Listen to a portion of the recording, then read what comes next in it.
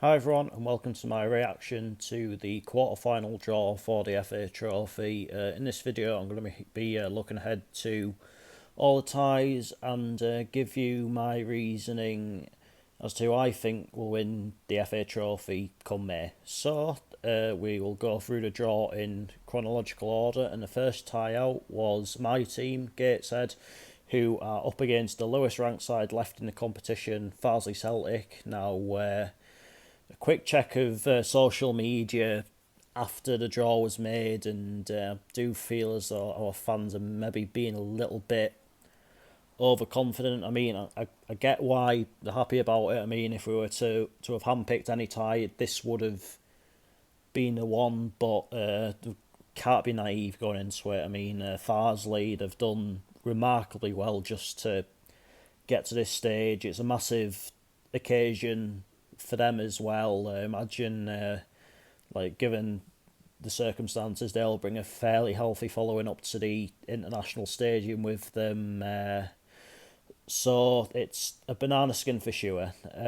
But then again, I do think there is the professionalism within our team and within the coaching setup to just go out there and get the job done on the day. So I think maybe I'm going to go for a 2-0 Gateshead in that game or something like that. Then the next tie is Maidstone United versus Barnet. Now, Maidstone obviously really struggling in the National League just now, but seemingly doing really well in the FA Trophy.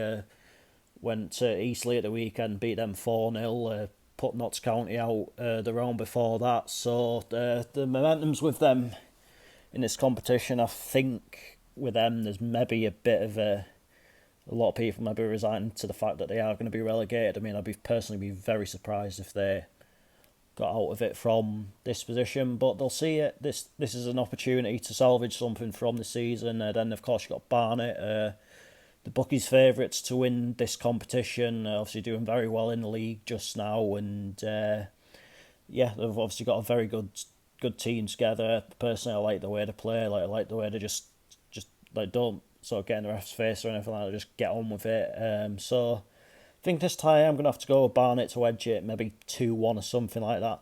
The next up, it is York City versus Altrincham. Now, this is possibly the hardest tie to call in the round. Of course, York are have had all sorts of issues recently with ownership, with managers, and whatever. But just always seem to find a way, especially in this competition. Of course, made the semi-final as a National League North side last year. Won it in 2017, despite the fact they got relegated from the National League, and won it in 2012, which was also the year that they won promotion to Football League as well. Then you've got Altrincham, impressive run from them so far, most notably knocking out Wrexham. This one's going to be close to call in my opinion, but I'm going to go for York to shade it 2-1. Then the last tie, it is Aldershot Town versus FC Halifax Town. Again, a tie that's maybe going to be close to call. Of course, Aldershot absolutely hammered Halifax when those two played each other earlier on in the season, but this is the FA Trophy. It is different. Aldershot in the last round, of course, overcoming Dorking Wanderers. Halifax have won on penalties in the last two rounds, I believe it is. One against Harrow Borough, it might have been. Then, of course, at the weekend, beat Maidenhead on penalties.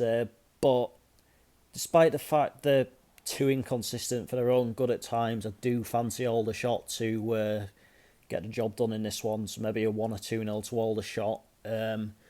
So who do I think will win it? Well, the answer, I'm going to go with York City, because I just feel like they know what to do especially when it comes to this competition. As I've mentioned, they always just seem to find a way. Of course, had an impressive win at the weekend away at Southend, and obviously Southend in all sorts of trouble with one or two things right now, but it's still not an easy place to go, and by the sounds of it, they dealt with it perfectly. I mean, a lot will depend on like who comes in as manager and what have you, what happens with the ownership situation. So there's still a lot of uncertainty around that club, but I just get the feeling that they're going to be the ones that come out on top. I mean, as a Heat fan, obviously I do think we'll get through the quarter final, but the semi final might be a different issue. I mean, maybe the Oldham game aside, has to be said, has been a pretty favourable run for us so far. I mean, even the Oldham game, I think they made one or two changes. They weren't at the races that day. We had a practically fully fit squad, so there's obviously one or two aspects. I mean, don't get me wrong, we have done well to get here, and you can only beat what's put in front of you. But I don't know what it is. Like, I just like, so obviously today we did also announce new dates for two of the league fixtures, and I just feel a bit gutted, to be honest with you, because one of which was Yeovil Town, which has been rescheduled for Tuesday the 4th of April, which means I can't go to that game because I'm an idiot and I agreed to go on holiday during that week. So yeah, absolutely raging on myself, to be honest. I mean, that'll be 3 home games I've missed this season. I've got a season ticket. I mean, do we even deserve to go to Wembley if we get there with statistics like that? Probably not. Yeah, just really disappointed by that. And but in case you're wondering, the other game that was rearranged was Dorking Wanderers, and that will take place on Tuesday, the 18th of April. But that is that for this video. Now I'll be back tomorrow night with Oldham Athletic versus Gateshead in the league. Of course, a big game in the league at that. With a chance to move out of the relegation zone with a win, but it's going to be tough. But we'll see what happens. But until then, take care, and I'll see you later.